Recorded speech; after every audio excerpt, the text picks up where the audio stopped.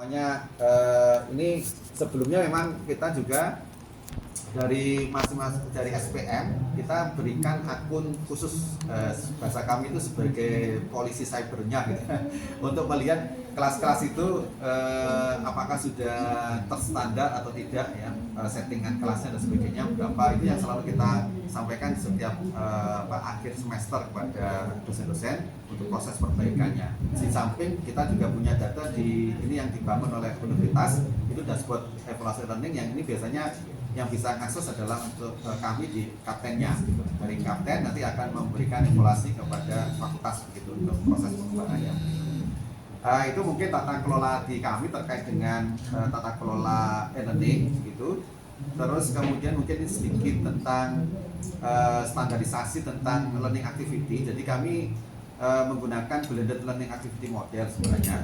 Jadi ada aktivitas mahasiswa, di mana di aktivitas mahasiswa ini ada belajar mandiri, kemudian forum diskusi, tugas, kemudian kuis, kemudian ini ada sinkron. Sinkronnya ini bisa, kalau dulu hanya sinkron daring saja, tapi sekarang bisa daring, bisa luring, bisa hybrid gitu. Jadi ada beberapa kelas yang sudah disetting itu bisa hybrid gitu. Bahkan mungkin ini ya sudah dimodelisasi lagi hibridnya diperbanyak, meskipun dengan sarana yang mungkin akan lebih simpel, tapi ada beberapa kelas itu yang sudah kelas hybrid gitu. Kelas makro berarti ya, kelasnya khusus ya untuk yang hybrid. Ya, ada kelas khusus untuk yang hybrid tadi, itu ada kamera khusus yang memang bisa mendeteksi dan sebagainya. Iya. Cuma ada beberapa case itu dibuat lebih simpel. Jadi lebih simpel itu maksudnya tidak yang agak mahal tapi lebih murah gitu. Tapi tetap berjalan Kebutuhannya gitu kebutuhannya. Jadi ini modelnya yang kami kembangkan gitu, sehingga ini yang selalu menjadi apa istilahnya evaluasi kami di standar model pembelajaran daringnya di tiap tatap muka kelas. Istilahnya delivery konten, kemudian interaksi sama assessment atau bahasa kami DIA, DIA-nya itu evaluasi. Yaitu pertama harus ada materi pembelajaran gitu, kemudian materi pembelajaran ini bisa dikembangkan secara kreatif oleh masing-masing dosen, baik itu berupa PPT maupun PDF atau ebook atau yang lainnya. Itu jadi dosen kita berikan kesempatan yang banyak. Kemudian ada interaksinya, yaitu ada forum diskusi online asinkronnya, kemudian ada asesmennya, yaitu baik berupa dalam bentuk tugas maupun kuis. Yang semuanya ini didesainnya adalah kembali lagi adalah kepada capaian pelajaran mata kuliah. Jadi sesuai dengan RPS-nya yang sudah disusun dan sebagainya, maka nanti itu akan diimplementasikan atau dalam proses menyetingkan kelas itu nanti disesuaikan dengan RPS dan capaian pembelajaran. ini semua ada di dalam apa ya Pak ya, macam materi, e-book, video. Iya, itu semua di e-learning. Ini adalah standar setting e-learningnya. Berarti maksudnya dia punya memorinya itu apa ya? Betul. Ya, mungkin nanti saya tunjukkan salah satu kelas saya, mungkin nanti sebagai modelnya seperti apa, implementasinya di sini. Seperti itu. Jadi ini gambarannya seperti ini yang selalu kita evaluasi mungkin gitu. Itu juga kita kan ada beberapa hibah juga untuk para dosen itu mengembangkan kelas-kelas daring ini. Yaitu salah satunya standarnya adalah 3 aspek ini yang selalu dievaluasi. Kemudian ini modelnya ya, model asinkronnya. Jadi belajar materi ini untuk aktivitas mahasiswanya di e-learning. Jadi belajar materi, jadi mahasiswa bisa mengakses materi-materi pembelajaran itu sesuai dengan waktu yang fleksibel gitu ya. Bisa sebelum masuk kelas mereka belajar, atau sesudah masuk kelasnya mereka juga bisa belajar lagi begitu. Kemudian ada forum diskusi. Ini kalau misalkan ada materi-materi yang belum dipahami itu bisa ditulis lebih dulu di diskusi itu, nanti mungkin dosennya bisa menjawab di dalam e-learningnya atau dijawab di dalam kelas gitu. Kemudian ini ada tugas, ada kuis atau latihan soal untuk apa istilahnya asesmennya. Kemudian ujian ini maksudnya opsional, itu maksudnya bisa dilakukan. Kalau sekarang kita kasih opsional, bisa paper based, bisa juga paperless. Gitu. Jadi kalau paperless nanti menggunakan e-learning yang ada juga gitu. Jadi itu mungkin gambarannya dari apa istilahnya tata kelola dan mungkin model yang ada di kami terkait dengan learning. Mungkin sedikit nanti saya coba yang kelas daringnya gitu ya.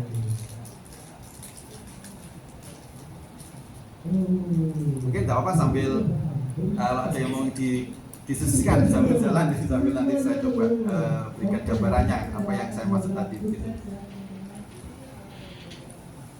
Dari Bu Yani atau Pak Seh ada tambahan? Atau Pak Anis, Pak Supri? Kalau di Universitas Jenengan apakah sudah ada LMS atau gimana? Sudah diterapkan juga. Udah diterapkan, tapi tidak banyak gimana ya konsistennya, terus terutama untuk dosen yang senior. Itu challenge yang pertama memang. Iya, itu yang paling luar biasa. Jadi diterapkan ke yang semester ini yang barusan ini kan apapun ceritanya semua daftar hadir itu sudah melalui MOE semuanya, rekapitulasi pembelajaran semua udah dari situ. Tapi ya itu lagi kembali. Jadi kita kemarin tuh memang tantangannya itu yang pertama, dan kebetulan kita mengambil momen ketika jadi LMS ini sebelum pandemi itu sudah ada, tapi eskalasi penggunaannya itu kurang ketika pandemi. Nah ini kita ambil momen tersebut dan itu langsung semuanya bisa, dan malah sekarang untuk kembali ke offline itu yang kita juga agak susah untuk kembalikan ke offline. Jadi masih banyak yang menggunakan LMS sebagai media utama. Mungkin di kendala di kami ya Pak ya, itu kemarin yang banyak yang seperti itu, jadi terakhirnya diperbolehkan menggunakan aplikasi lain gitu, seperti misalnya dengan Google Meet. Nah, jadi jujur kan penggunaan Google Meet ataupun hanya BWA memang lebih mudah, tapi tidak bisa merengkapitulasi semuanya. Jadi udahlah, yang penting materinya sampai, udah yang penting udah saya buat. Nah, jadi ada keegoisan di situ gitu. Itu sih kendala paling besar. Karena itu kami pada saat awal pandemi itu kita semua sepakat tidak mengakui akses pembelajaran selain LMS. Itu tidak mengakui semuanya. Jadi proses presensi dan sebagainya semuanya itu dari LMS waktu itu. Termasuk kalau kendala antara yang dosen senior itu kami Permisi dulu ya Bapak dan Ibu. kendala sedikit sharing aja waktu itu kami ya melakukan miksasi. Jadi satu tim itu tidak boleh ada dosen tua semuanya. Jadi harus ada dosen mudanya sebagai awal-awal proses pembelajaran. Gitu. Jadi artinya supaya dosen yang muda ini bisa membantu untuk men-setting, membantu menyiapkan, membantu melatih, penggunaan dan sebagainya seperti itu saat itu. Tapi sekarang ini kan sudah ini ya relatif yang tua pun sudah bisa menggunakan, jadi relatif lebih familiar. Artinya jangan dikasih pilihan ya, Iya, boleh Zoom, boleh Meet. Iya, gitu. Kalau diberi pelatihan secara intens sih, Iya. yang tadi Pak Noven menjelaskan. Jadi di prodi, taraf prodi itu ada task force dosen-dosen muda yang disebar di mata kuliah gitu. Jadi intens sekali kami. Jadi per tim itu kami latihan, habis itu ada nanti individu dampingi lagi, ketika kuliah kami dampingi. Itu sangat intens, sekitar seminggu 2 minggu. Setelah itu udah mulai tinggal pertanyaan, terbiasa. tinggal dikit-dikit, udah kurang gitu. Ini sekarang yang baru yang QR code presensi itu juga sekarang kami masih agak intens di awal-awal, tapi sekarang sudah memang untuk beradaptasi perpindahan. Memang pengalaman kami ya awal-awal memang itu susah. Betul. Pasti ada banyak penolakan, tapi ketika itu dipaksa, kemudian lama-lama sudah terbiasa. Sudah terbiasa ya sudah selesai gitu. Bahkan mungkin ya sama seperti dulu, wah nggak enak Zoom, sekarang malah suka Zoom gitu. Malah suka Zoom malah gitu. dari luar kota Zoom. Dan tapi malah agak aneh kebalikannya dengan mahasiswa. Tapi kalau mahasiswa sekarang cenderungnya lebih suka offline, kalau dosennya suka online. Agak berbalik. Mahasiswanya pengen jumpa kawannya. Iya, Betul. ada pilihan, jadi mereka lebih udah lah, yang penting gini. Mungkin kalau diterapkan, diwajibkan hanya LMS saja, mungkin bisa. Dan diberi pelatihan apa sudah di pendampingan udah dari ada task dari force. dosen muda, task force-nya dari setiap prodi itu ada. Cuman ya tadi Bu, karena ada pilihan, Betul. kadang kan udahlah yang penting materinya sampai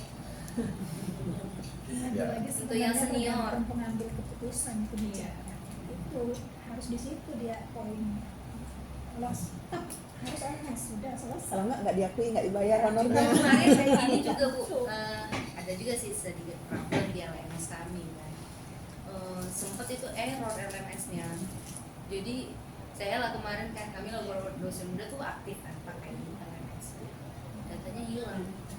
Jadi mau nangis sendiri gitu kan, nilai belum diinput gitu ya. TS mahasiswa, tugas mahasiswa.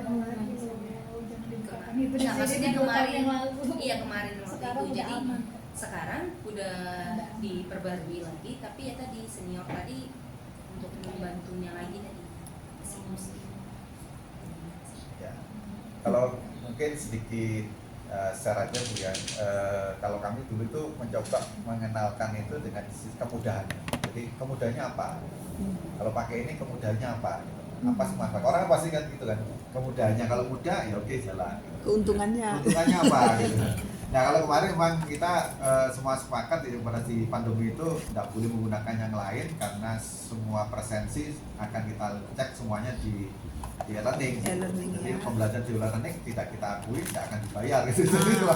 dipaksa waktu itu waktu 2 tahun itu 2 tahun pembelajaran. Dan alhamdulillah setelah proses pasca pandemi ini sudah mulai relatif normal meskipun tadi ya ada yang sudah saya kembali lagi ke awal ya sudah oke Offline, itu gitu ya. pilihan, tapi ya sekarang mungkin tidak banyak lah, artinya itu mungkin ya 50 ataupun Kalau yang offline dia, apakah wajib juga terus masukkan videonya, materinya ke dalam e-learning? iya tetap. Tetap, Karena ya. kita pakai menggunakan apa istilahnya sistem blended learning Bu ya. Seperti di saya ini tetap ya.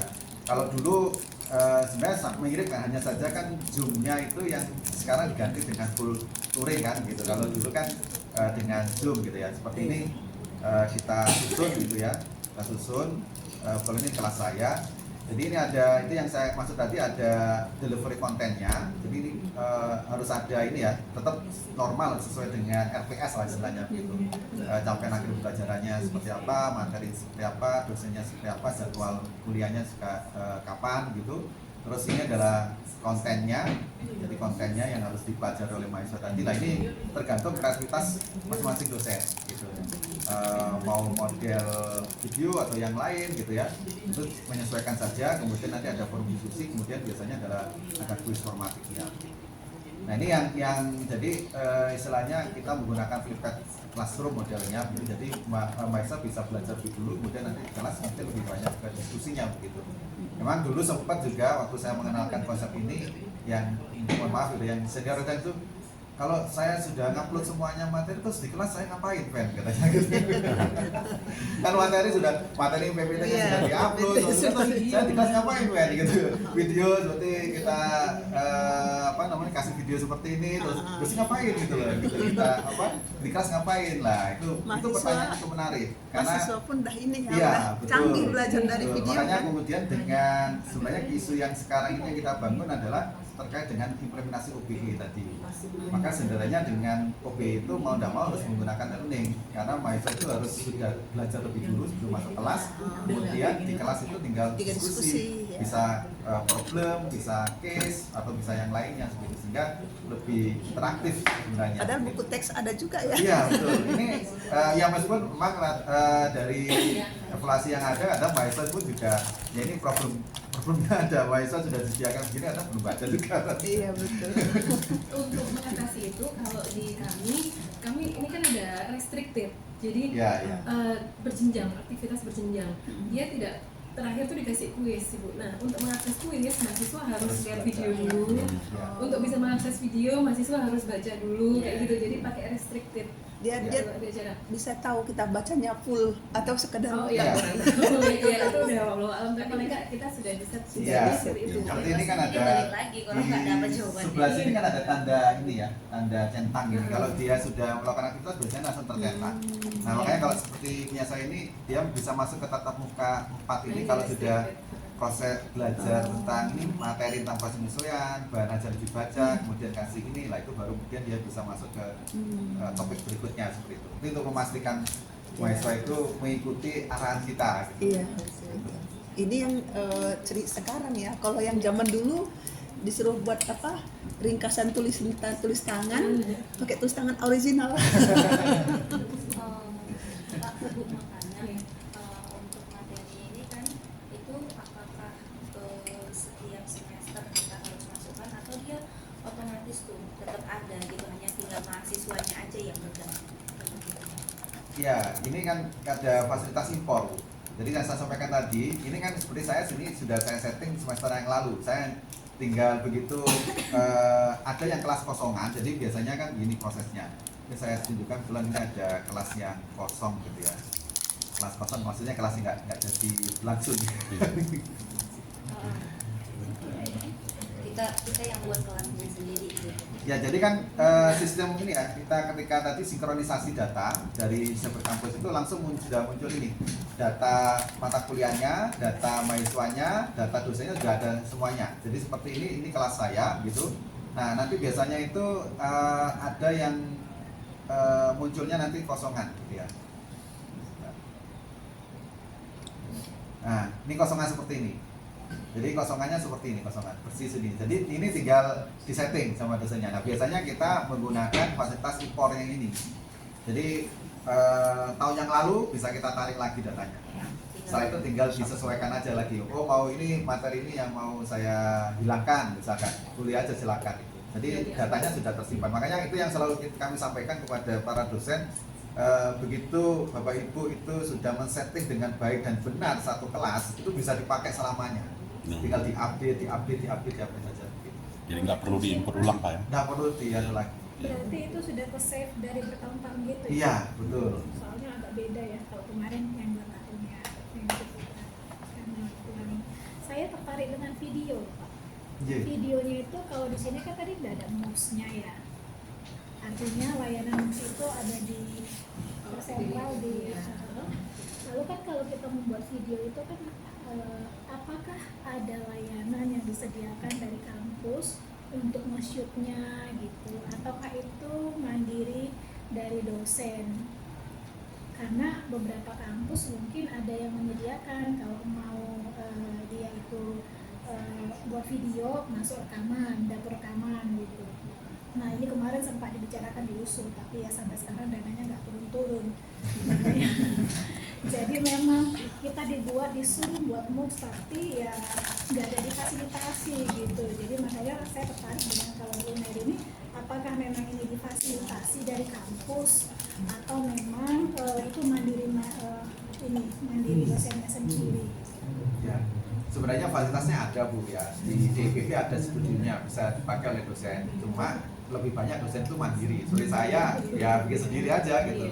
Karena lebih cepat. Karena kalau ke sana itu terlalu lama gitu ya.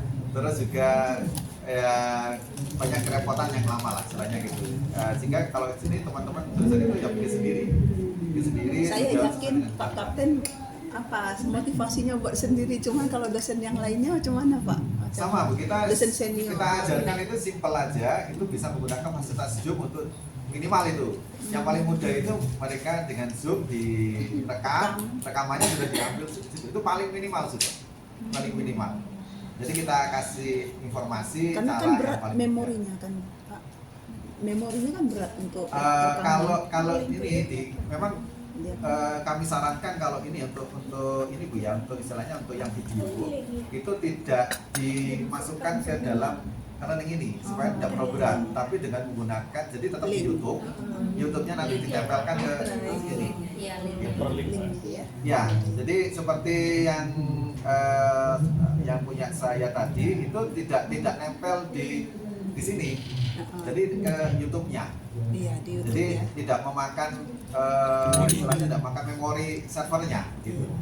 Gitu. Seperti yang termasuk yang ini video interaktif kalau ini. Kalau yang video sederhana ya ini yang ini tidak nempel, tidak masuk ke servernya.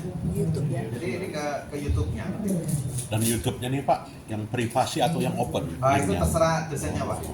Dosennya mau open boleh, mau privasi silakan. Karena kan dosennya juga bisa dimodifikasi kan, itu bisa dapat penghasilan juga dari itu tergantung, itu kami serahkan semuanya. Kami tidak memberikan regulasi apapun, supaya masing-masing dosen itu bisa berkreasi. Iya. Kami hanya mengatur di sisi aspek pembelajaran saja. Iya. Masalah teknikas bikin kontennya seperti apa, silakan dosennya bisa menentukan kebutuhannya pembelajaran seperti apa. Izin Pak, Bapak spesialis e-learning tok ya Pak? Jadi nggak pegang ke pendidikan lagi, nggak ini lagi, nggak gitu lagi, nggak nyambi-nyambi ya? Jadi memang khusus dulu saya e-learning. kaprodi Bu, saya kaprodi urus e-learning juga gitu. Sekarang urus e-learning juga di lembaga pengabdian di lembaga pengembangan ekonomi Islam. Jadi ya sambil lalu ini belajar Rodita karena sebelum pandemi kita sudah coba untuk ini ya mengimplementasikan itu sih. Tapi ada pegawai yang langsung untuk menangani ini Pak? Maksud gimana Bu? Maksudnya pegawai? Yang kontrol, monitoring evaluasinya ada tidak ya Pak, pegawai yang dikhususkan untuk di situ? Kalau ini kan masing-masing ke admin prodi tadi. Jadi admin prodi itu sudah bisa mengakses learning ini. Jadi selain dosen, admin prodi bisa kita kasih akun khusus untuk mereka. Sama seperti saya sebagai kapten learning itu punya akun khusus bisa kan ini ada 600 mata kuliah. Saya bisa mengakses semua ke 600 mata kuliah itu. Kalau misalkan ada terjadi trouble shooting atau apa, ada beberapa case kemarin misalnya kejadian itu kita harus melakukan audit auditnya di sini, prosesnya, clocknya gimana sebagainya. Jadi kita masuk situ. Berarti itu di tingkat fakultas per ada. Iya, dan sekarang sudah kita kalau dulu memang banyak dosen, sekarang lebih banyak ke admin prodi yang kita kembangkan. Isi Pak, Jadi, kalau menurut perspektif mahasiswanya Pak, lebih puas mana Pak? Antara yang e-learning atau yang manual? Karena kan misalnya untuk mata kuliah akuntansi itu ada yang namanya advance accounting yang harus kita tulis di whiteboard gitu kan Pak, atau kita suruh mahasiswanya ke depan gitu. Nah, jadi dari sisi efektif penyampaian lebih efektif mana gitu Pak, antara e-learning dengan yang itu Pak? kan ini Prof ya, Pak, di mode pembelajaran kita itu kan ada, kita modenya mode blended ya. Oh ya Pak. Blended learning. Jadi dengan adanya materi di learning ini itu palingnya membantu mahasiswa untuk proses pengulangan materi sebenarnya membantu. Kalau dari sisi aspek pembelajaran sinkronnya gitu, itu memang lebih banyak ke luringnya gitu. Luring itu lebih efektif. Bisa menambahkan Ya, dengan betul. blended ini, kalau di kami akuntansi itu, jadi kami beri video gitu ya Pak ya, dan materi di kelas kami perbanyak latihan. Oh, iya. Nah, jadi Ya. sudah di attach gitu bahan latihannya nanti apa di kelas langsung, jadi kayak advance atau pengantar akuntansi Iya. dasar kalau di kami Iya. itu kami latihan udah. Jadi dosen ketika masuk kelas cuma tinggal review materinya ini ya, ini ayo kita latihan sekarang gitu Pak. Lebih paham Ibu ya, karena yang luring berarti ya. Betul, blended sih Oh, blended, Bapak. ya. Kalau luring full tanpa ngasih materi dulu, Iya. ya akhirnya Ya. klasikal, Ya, jauh klasikal kembali ya. kurang sempat latihan. Blended ya. Maka kan kalaupun kadang ada dosen misalkan kelasnya sinkron daring dengan Zoom. Zoom-nya direkam, kemudian nanti dimasukkan ke dalam learning-nya. Jadi digunakan lagi untuk mahasiswa untuk belajar. Nah itu untuk mendukung tadi ya penguasaan kompetensinya kalau mahasiswa bisa ulang. Jadi ya selama ini mahasiswa merasa diuntungkan dengan materi-materi yang ada di sini, itu mereka bisa pulang lagi. Apalagi kalau saya sendiri ada tugas gitu, kita bikin tugasnya nggak tutup waktunya, ya sudah saya bikin video, silakan aja dilihat di learning nanti gitu, ya sudah gitu. Jadi lebih memperkuatnya di situ sih, fasilitas learning itu lebih membantu di dalam mencapai kompetensi tadi.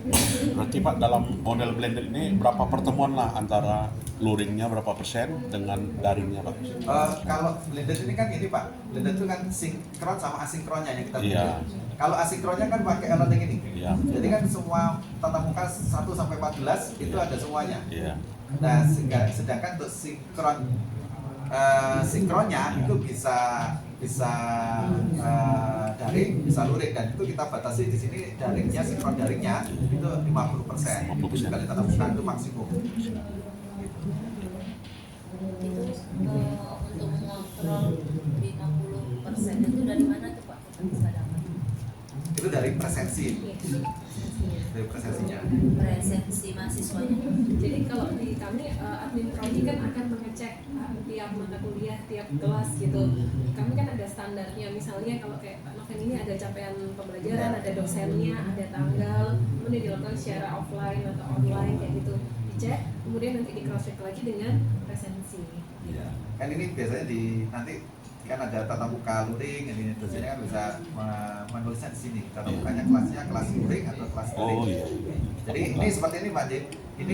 Ini tetap kita sebut blended karena apa? Karena ada tatap muka asinkronnya. Asinkronnya pakai e-learning ini. Jadi mereka belajar lebih dulu, mungkin di sini. Nanti kemudian sinkronnya itu kita secara luring ketemu di kelas. Ya, seperti disampaikan oleh Bu Yani tadi, di kelas kita lebih banyak latihan soal, bahas dan sebagainya. Tapi memang menarik di sini ya Pak. Saya lihat tadi ada reward ya, ada prankingan dosen yang paling iya. yang menggunakan e-learningnya. Jadi memang benar-benar dirangsang gitu dosennya untuk menggunakan itu. Tadi ada saya lihat.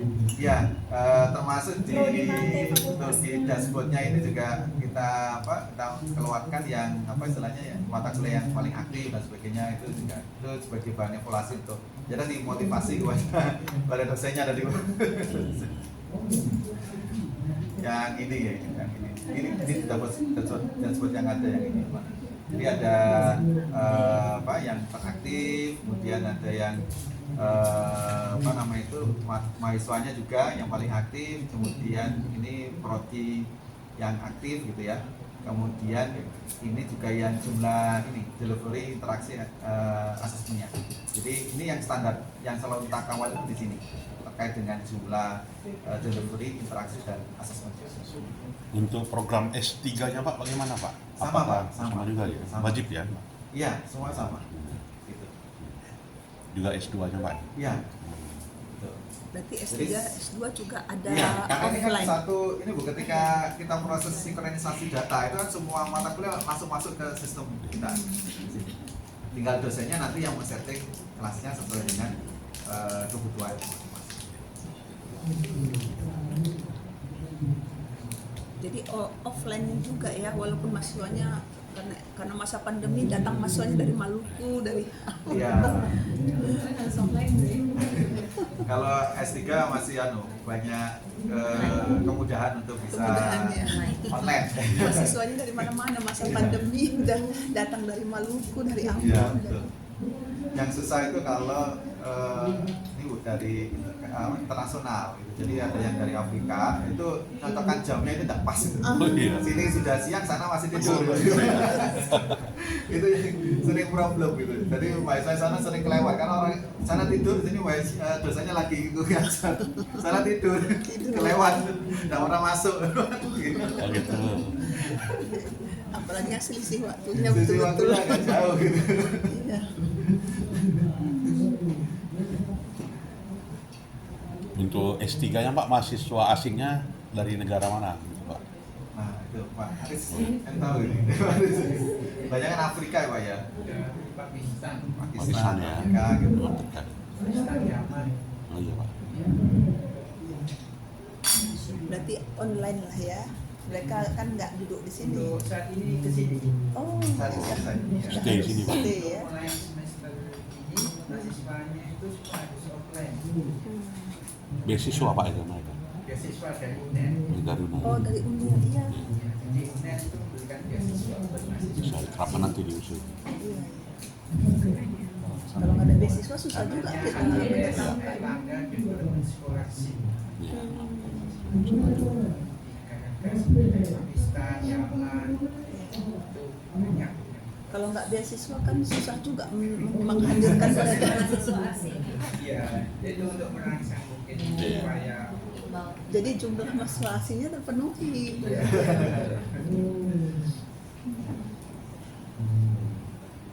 Kemudian Pak kalau apa Pak ada guest lecture gitu kan Iya. dalam perkuliahan kita bagaimana Pak diadopsi di dalam e-learning ini? Kalau nanti kan mereka bisa, jadi kan setiap ini Pak ya, setiap kalau mahasiswa kami itu dosen LB ya. Iya. Dosen LB itu semuanya akan kita berikan akses ke e-learning ini. Iya. Jadi apa istilahnya dimasukkan dalam SK pengajaran gitu. Terus kemudian nanti diajukan ke SDM akan verifikasi, terus kemudian akan ada akun masuk untuk e-learningnya. Gitu. Setelah itu baru kemudian nanti kita masukkan dalam plotting dosennya sesuai dengan mata kuliah tersebut. Karena saya dengar ada yang dari Meksiko Pak ya, kalau nggak salah Pak Manuel itu ya. Oh ya. Mr. Manuel. Pak Miguel. Miguel ya, pernah jumpa kami. Iya, Yang ngajar iya. di EPB Unair. Izin menambahkan, kalau yang Pak Nof menjelaskan dari kan dosen Iya, LB, Bu. kalau Iya. kami juga mengundang profesor misalnya dari University of Amsterdam, seperti itu dari Curtin. Kami lakukan masih secara online sih, Iya. jadi via Zoom, tapi kami linkkan dengan YouTube Oh, gitu. Iya. Jadi bisa langsung dilihat, karena kan Zoom nggak cukup gitu, Iya, Bu. misalnya 1000 animonya banyak, kami linkkan dengan YouTube, Zoom. kemudian direkam, terus dimasukkan ke YouTube-nya departemen. Itu banyak itu, terutama pas pandemi. Iya, Bu. Kami mengundang Victor Mas, macam-macam ya, Mas. Lebih mudah ya secara online, jadi nggak penjemputannya.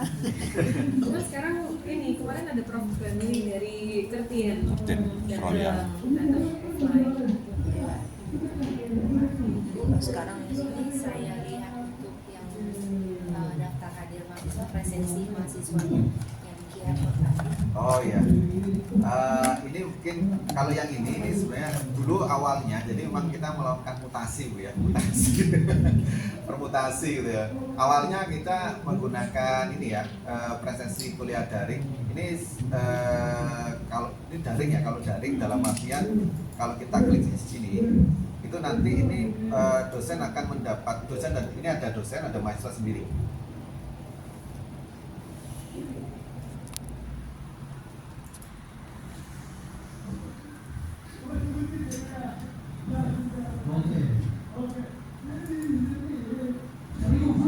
Nah, ini dulu kita jadikan sebagai presensi ketika pandemi kemarin, ketika full